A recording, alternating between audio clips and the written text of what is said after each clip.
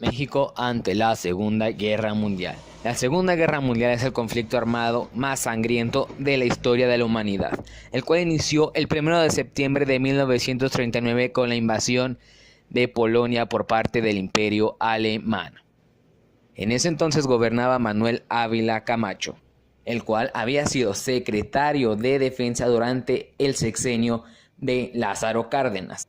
Un año atrás de la invasión de Polonia, en marzo de 1938, para ser más exactos, con la invasión de Alemania a Austria, México protestó oficialmente contra el comportamiento de Alemania a través de su representante en la Sociedad de Naciones, Isidro Fabela, con mayor dureza que la expresada por los países europeos. Algo que a Hitler se podría decir que le valió, pero a la vez le incomodó, no le cayó nada bien esta noticia que le dieron.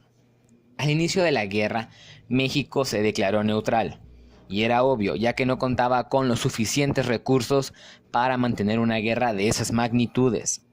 Más adelante, el 13 de mayo de 1942, el buquetanque Porotero del Llano fue hundido frente a las costas de Florida por submarinos pertenecientes a las potencias del eje. El 20 del mismo mes también fue torpeado y hundido el buquetanque Faja de Oro. Poco más de un mes después del hundimiento del Faja de Oro, el 26 de junio, mientras navegaba en lastre de Veracruz a Tampico, el buquetanque Tuxpan, de 11.213 toneladas de peso muerto y 10,5 nudos de velocidad, fue atacado por un submarino alemán a las 11:15 horas a una distancia aproximada de 40 millas de la barra de Tecolutla, Veracruz. La agresión al buquetanque Las Choapas de 3.000 toneladas de peso muerto y 10 nudos de velocidad fue casi simultánea a la del Tuxpan, pues aconteció unas horas después de las 7:22 horas del 27 de junio. Corrió la misma suerte el buque de carga blanca Oaxaca, el 27 de julio del mismo año. El 14 de mayo de 1942, en una noche, el presidente Ávila Camacho emitió un anuncio dirigido a la nación, comunicándole que el submarino de las potencias del eje había hundido en el Atlántico, el buque de la matrícula Porotero del Llano, como se les había mencionado antes.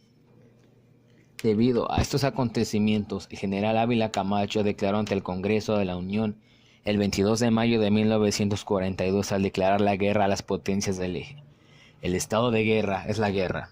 Si la guerra con todas sus consecuencias, la guerra que México hubiera querido proscribir para siempre de los métodos de convivencia civilizada, pero que en casos como el presente y en el actual desorden del mundo constituye el único medio para reafirmar nuestro derecho a la independencia y de conservar intacta la dignidad de la República. Ya con la declaración de guerra formal, el presidente Manuel Ávila Camacho envió 300 hombres a Estados Unidos para que fueran entrenados por los mejores soldados, que más tarde formarían el Escuadrón 201, el cual participó en la liberación de la isla madre de Luzón, Filipinas, durante el verano de 1945. El Escuadrón 201 sirvió con distinción en observaciones, bombardeos y ametrallamiento de posiciones japonesas, vehículos en convoy y emplazamientos de artillería en Filipinas y Formosa. Debido a esto, México creó con un ejército de 100,000 charros, el cual se llamó Legión de Guerrilleros Mexicanos. Su creador fue Antolín Jiménez Gamas, un excombatiente de la Revolución a las órdenes de Francisco Villa, los cuales entrenaban todos los domingos después de misa de 12. Afortunadamente, este ejército nunca entró en acción, pero no todo fueron problemas bélicos.